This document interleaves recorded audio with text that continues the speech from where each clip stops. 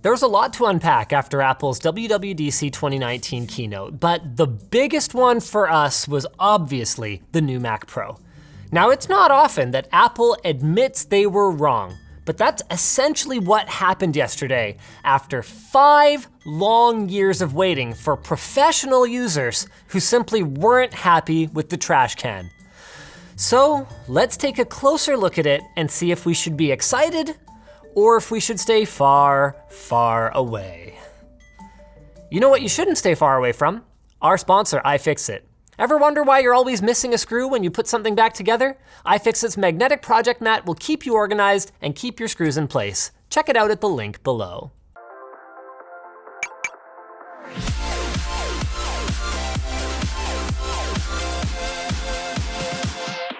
So right out of the gate, there's a bunch of, well, great things, sorry, I'll stop that now, about the new Mac Pro that I really have to give Apple credit for.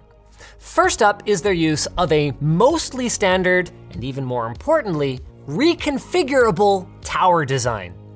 According to Apple's figures, it's got a ton of cooling capacity, it's extremely easy to open, and open it you will because it's also got a ton of expandability. That's right, count them my friends, that is 8 PCI Express X16 slots, with 4 of them being double width, and it's also got 12 RAM slots supporting up to 1.5 terabytes of 6-channel DDR4 memory. And on top of the seriously impressive amount of internal expansion, you get a pair of front Thunderbolt 3 ports with more of those on the back, as well as dual 10 gigabit Ethernet network ports. Whew. But let's slow down for a second and break it down a bit, starting with the cooling. Both the CPU and the GPU coolers are passive in this design, meaning that Apple is relying on direct airflow from the 3 chassis fans at the front of the tower. Now, that's kind of unorthodox, but it's also not unexpected after Apple's emphasis on decoupling their active coolers and their passive heat sinks on the trashcan Mac Pros. And if it works, then well, that's really cool. The only rub that we have right now is that there's no mention anywhere of filtration, which means that if there isn't any, and so far Apple does not have a great track record for this, dust is gonna get sucked in and it's gonna settle on the components over time, hurting cooling. Making matters worse, it's impossible to tell right now how good of a seal is made with the outer fascia, so the sides might also be a point of ingress for dust and debris, as well as potential sources of noise escaping the chassis. With that said, the ease of opening the new Mac Pro will make it a much more trivial task to clean compared to traditional Apple products, so all of this might end up being a total non-issue. On the subject of opening it up, let's talk about the expansion slots.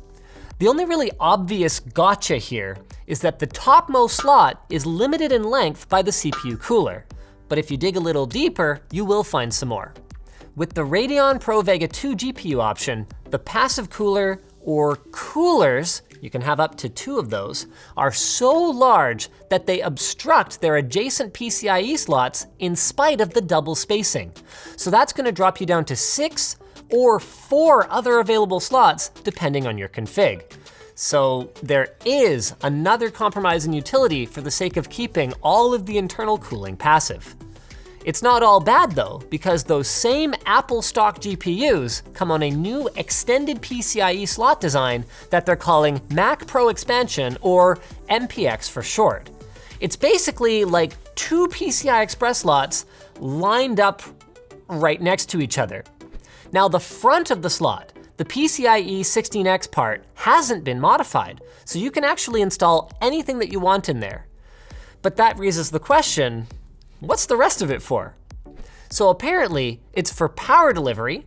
That means up to a total of 500 watts per card with no messy cabling, and routing DisplayPort connections to the internal Thunderbolt ports. Now, something that's nice is that if you'd rather install a non-Apple card, there are actually auxiliary 8-pin PCI Express power cables, which give you up to 375 watts per slot, just like a normal PC. Honestly, that's pretty thoughtful of Apple, even though they still haven't made nice with NVIDIA. something that might have saved them the trouble of engineering an FPGA to accelerate video decoding. You know, just pop an RTX in there, right? Anyway, until that happens, the Afterburner card will actually handle offloading up to 3 8K ProRes RAW streams or 12 4K ones from the CPU. So, in fairness to Apple, that is pretty sick. But we'd still really like to see them get on patching things up with NVIDIA, because as nice as those dual Vega 2 options are, they're not comparable to Titans or Quadros. Or are they? Actually, there's a huge amount of capability here, and we're pretty excited about these GPUs, because a couple of them, combined with AMD's ultra-fast Infinity Fabric, offer nearly as much bandwidth as NVIDIA's NVLink, as we've seen on their RTX series of GPUs. And since there are no multi-GPU single RTX boards available right now, and NVLink can currently only combine 2 workstation cards, that means that the dual Vega 2 cards, if you have 2 of them, with a total of 4 32 gig frame buffers, are the only way to achieve the massive 128 gigs of combined VRAM that Apple has assembled here. So for professional rendering or animation workloads, while an artist could throw 4 Titan RTX cards or 4 Quadro RTX 8000s, they still wouldn't have as much combined memory, making the upcoming Mac Pro the only non-enterprise solution for working on positively massive scenes in professional rendering or huge data sets for GPU tasks, and much more than that. Oh, and all of this is with HBM2 memory for even faster access times than GDDR6. Like, I'm really looking forward to seeing the numbers for these monsters. Not that I'm sure which monster exactly to order. Apple's spec sheet for the new Mac Pro also has a lot to unpack, because it's pretty weird and we're not sure how to interpret some of it.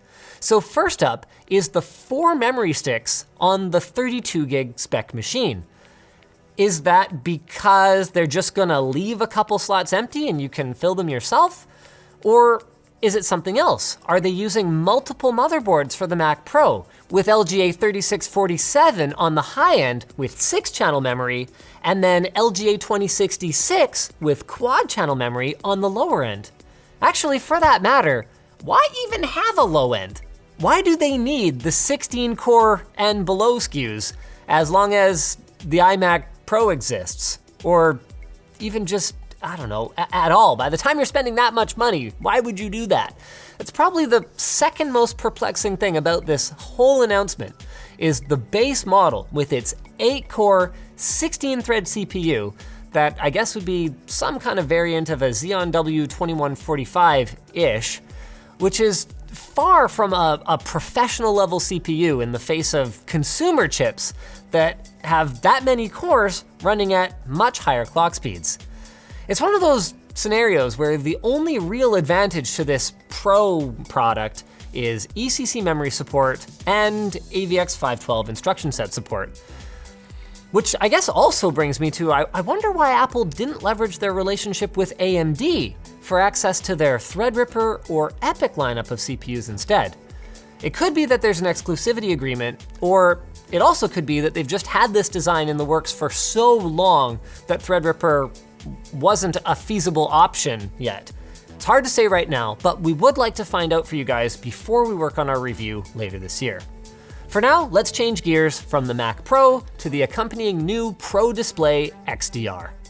This thing is an absolute beast. I guess at $5,000 it better be, but man, it ticks all the boxes short of high refresh rate.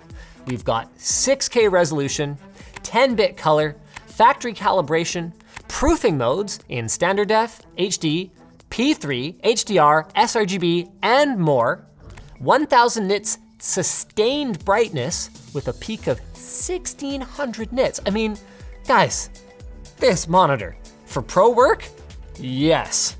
And it's just over an inch thick with a 9mm bezel. Yeah, that's a bit thick, but like guys, you're also getting 3 USB Type-C ports and a magnetic latch mount for the Pro stand or a VESA mount, which are both sold separately. I don't think I'm the only one who feels like at $5,000 for this display, Apple shouldn't be nickeling and diming like this.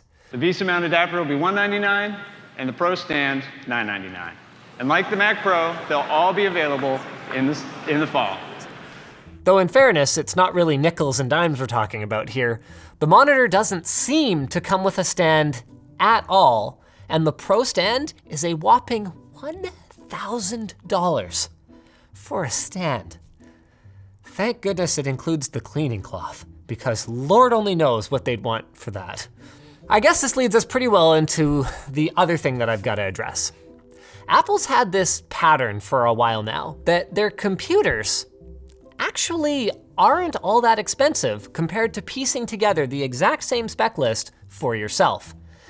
Yeah, you might not make the same hardware choices, so there's definitely ways that you can save a buck compared to buying a Mac, but all things considered, most base model Macs, to say nothing of the high cost for upgrades, haven't been that big of a ripoff. Well, I wish I could say the same thing here, but unfortunately, from what I can tell, Apple's decided to throw that informal tradition to the wind this time around and charge an extortionate $6,000 for the base level Mac Pro. Now that wouldn't be a problem if it had the horses to back it up, but just to recap, that $6,000 Mac Pro is an 8-core 16-thread CPU, a pedestrian 32 gigs of RAM, a 256 gig SSD, what year is it? And a Radeon 580X. Sorry, I think it's a Radeon Pro 580X, isn't it? Yes. Okay, sorry, excuse me. Even so, we can do some paper math here. So Xeon W2145, 48 gig sticks of ECC memory, high gig 256 gig NVMe SSD. Like, we're looking at about $3,200 all in. So is a system bristling with Thunderbolt 3 ports and running macOS worth nearly a $3,000 markup? Let's put this into perspective. This is Apple's most expensive Mac Pro ever. The G5 started at $2,000, the 2009 Mac Pro was $2,300, and the trash can started at $3,000. Even adjusting for inflation, it's nearly double the price. I mean, maybe Apple needs to make back their R&D. No, definitely Apple needs to make back their R&D, but part of me wonders if they just cynically think that the people who want these are gonna buy them at any price anyway. I hope for Apple's sake that they're right, since given their usual upgrade pricing, the top spec one is unlikely to be a better value option. So the baseline price for a Mac Pro setup with the Pro Display Xdr is gonna be $11,000. $12,000 if you want to stand for your display.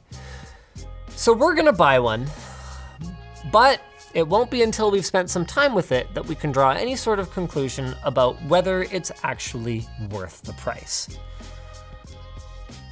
We do have some guesses though. Speaking of guesses, you probably guessed this was coming. Our segue to our sponsor, Squarespace. We use Squarespace, no joke, we actually use it. Both our LinusMediaGroup.com and LTXExpo.com websites were built quickly using Squarespace, and if you haven't heard already, Squarespace is an all-in-one platform that makes it easy to get your website up and running quickly. You can choose from tons of different templates and just find the one that makes the most sense for your project and run with it. If you trip while you're running, Squarespace offers webinars, a full series of help guides, and you can even contact their 24/7 support team to help you build their site. So your site. So go to squarespace.com/LTT and get 10% off today. So thanks for watching, guys. If you disliked this video, you can hit that button, but if you liked it, hit like, get subscribed, or maybe consider checking out where to buy the stuff we featured, not till the fall, I guess, at the link in the video description. Also down there is our merch store, which has cool shirts like this one. Actually, we just discontinued this one, but it has other stuff too. And our community forum, which you should totally join. Oh yeah, the merch store has water bottles back in stock. Go check them out. Hey.